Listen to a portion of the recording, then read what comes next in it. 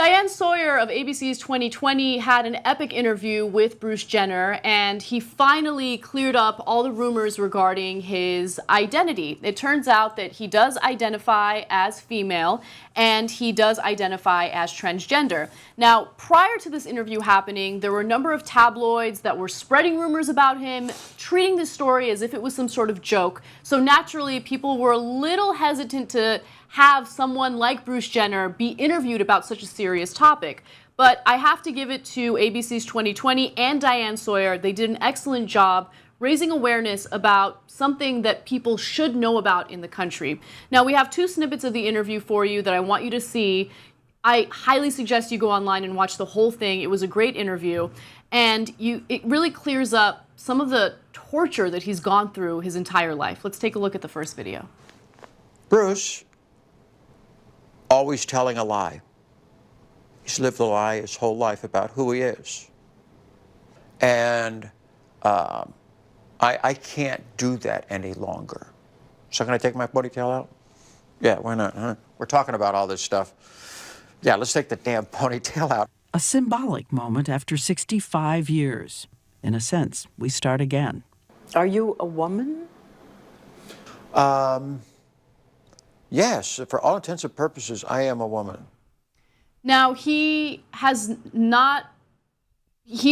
want to be referred to as she, which is why we will continue referring to him as he in the segment. Well, actually, just for during the interview. Mm-hmm. So he said during the interview, it's he, and also for their family while they're still adjusting. Okay. But after the interview, it's she and I didn't know that. Yeah. I didn't know that. Yeah. Okay, so So she would be appropriate for this one. Okay, that's good to know. I didn't know. A lot of people were confused on that, so you're not. Yeah, it was. Okay. I actually went to a trans blog and was seeing and was like, oh yes, I did miss that. So yeah. So Jenner hasn't specified what type of name she wants to use in the future, and so I don't know. So I'm just gonna keep using she and Jenner. Now, that was an incredible part of the interview for me personally, because you can see in his eyes just how hard it was to hide who she really was, right? It's a really difficult thing to do. She was married 3 times, at this point divorced 3 times, and Jenner's had a number of kids and lived this life as this athlete, this American hero, and now all of a sudden you have to come forward about something that the vast majority of Americans are ignorant about. That's not to put Americans down, it's just that there isn't a lot of education out there about the transgender community. Completely. And to have someone who's such a huge public figure come forward with this is so incredibly important. Yeah, I agree. When I saw this, I actually got teary-eyed because I can just imagine the effect he's having in the South, or she's having in the South, the conversations that they're having in the Midwest, by seeing one of your heroes, the most masculine of men in the definition of how we define it, to win and be an Olympian, to now be able to say, I was being tormented by not being able to live my truth. And it took me 65 years to come to a point where I can now live my truth and have the support of my family around me, which was so amazing. Diane Sawyer did such an amazing job. Andy Cohen and I were tweeting each other that we were nervous of how she was going to handle this, and she handled it with grace. She did such a great job. I mean, I was really concerned because when it comes to mainstream media, establishment media, and especially a big public figure like Diane Sawyer, usually there's like this obsession with asking a lot of questions and kind of interrupting, but she did a good job in just letting him speak and kind of tell his story. And I have a tremendous amount of love for his family because they support her, and I'm sorry, this is difficult, obviously. No, definitely. And let me say something. And I'm not doing it to be disrespectful. No, and let me speak up on that because a lot of people were getting real sensitive. I work in the LGBT community, obviously, as an activist, and trans people are not offended when you try to correct yourself. So I just want to make sure anyone out there who's hearing this story, want to talk about this story, if you're at a place where you're not sure what gender pronoun to use, you know, you can always say they. You can also say, I apologize immediately, like you've done. So I just think that's important to say because a lot of people are like, oh, well, let me not speak about this because I don't want to mess up. Right, and it's difficult not to mess up. Yeah, it's very difficult. Yeah, exactly. So, all right, so that was the first part of the interview I wanted to show you. Now, another part of the interview that I found fascinating was the fact that she still identifies as a Republican, and a religious Republican at that. So, for someone like me who's had to deal with a lot of stories involving conservative individuals disenfranchising and discriminating against those who are in the LGBT community, it was kind of difficult for me to hear that part of the interview. We have it for you. Take a quick look. God's looking down, making little Bruce. Okay? He's looking down and he says, okay, what are we going to do with this one? Make him a smart kid, very determined. And he gave me all these wonderful qualities. And then at the end, when he's just finishing, he goes, wait a second. We got to give him something. Everybody has stuff in their life that they have to deal with. What are we going to give him?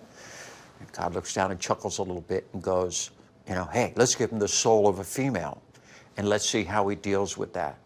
Yeah, pretty amazing. But that Republican thing, I really do think that's going to change immediately. Yeah. Just, and not to go back again to the white privilege or harbor on that, I think that's the white male that he was perceiving to be that was making him believe that, okay, I can be Republican, because once he starts to realize how many laws are against him and laws that are changing to be against her, see, we all make mistakes, I think she'll immediately come to the realization that being a Republican and being an open transgender person, you're now going to be faced with ridicule and Yes. I think that will quickly change and Her political ideology. Yeah. I think that's feasible, especially when you consider,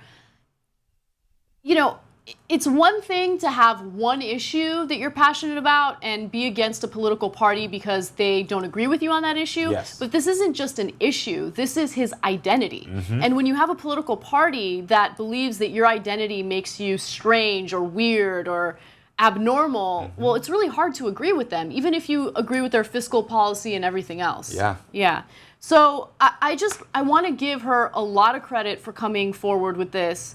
It's not easy to be in your 60s, in your mid-60s, and have all these children and ex-wives and come forward with something like this. That's the biggest piece. That takes real bravery and courage to get to that place, that age where you're like, I can't do it anymore. And that shows how true and how much of a struggle it was for her to live with this demon and finally was able to just live her truth. Because I'm like, to be 65, I don't know if I would have the courage at that point to just speak my truth. I'd be like, well, I've lived this long. No one else knows. Especially when you're a public figure. Especially when you're a public figure, it just goes to show for anybody out there who doesn't understand what it is to transition or to have issues with your gender identity. It's really something that's in your soul. It's not something you just wake up one morning and say, I'm going to choose to be someone else. There's deep-seated, this is who I am. And this is a great example of the strength it takes. Definitely. Now, after Bruce Jenner had her interview with ABC's 2020, Perez Hilton decided to go after Kris Jenner because she hadn't released a statement after the interview aired. He tweeted, Kris Jenner is negotiating her very own tell-all interview as we speak to the highest bidder, or so I think. And then he also tweeted, Kris Jenner has no comment for ABC News and the Bruce Jenner interview. His other two ex-wives give supportive statements. And she actually responded to that and said, fuck you, Perez. No one asked me to comment, and I'm sitting with Bruce now watching this show, so let's keep it real.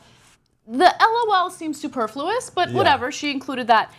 I can't believe I'm going to do this. I'm going to defend Kris Jenner. She's not obligated to release a statement about this at all.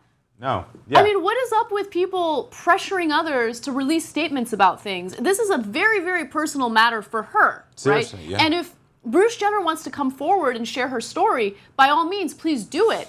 If Kris Jenner doesn't want to make a comment about it, you shouldn't be pressuring her to do it. At all. Right, and you shouldn't make an assumption that she doesn't support Jenner just because she's been silent about it. Yeah. Well, I want to say, fuck you, Perez. Like, Damn. seriously, real talk. Because as a gay man talking to another gay man, how dare you not focus on the positive nature of this story? And you go to this salacious place where all of a sudden now you're saying, this is not right.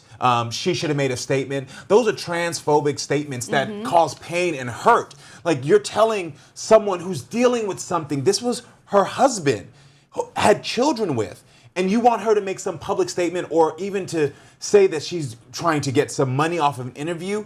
If she is, I don't care, but for you as a gay man, you should not be saying that. You should be supporting and saying, you know what, this is an important time in our community. Yeah. And so we should be focusing, every tweet Perez should have sent out should have been about how brave and amazing Bruce is, how amazing the family is to be sitting with him and standing with him or her at this time. I mean, there's so many different things that he could have been focused on other than the money. That's such a great point. F off, Perez. And the thing is, Perez is looking for controversy. Yeah. He's looking for drama. But in this case, be a little respectful of not only Jenner, but also her family. You know, in this case, be respectful of the family. I'm sure they're going through a difficult time. A lot. Yeah. So it's just... Be respectful of your community. Yeah. Like, yeah. That really blew my mind. So I mean, classless. sometimes, you know, it's easy for us because I'm not a fan of the Kardashians. I've said this before. It's hard for me sometimes. You know, so it's easy that you want to pick at them. Yeah. But in this case, come on, like, you're a gay man.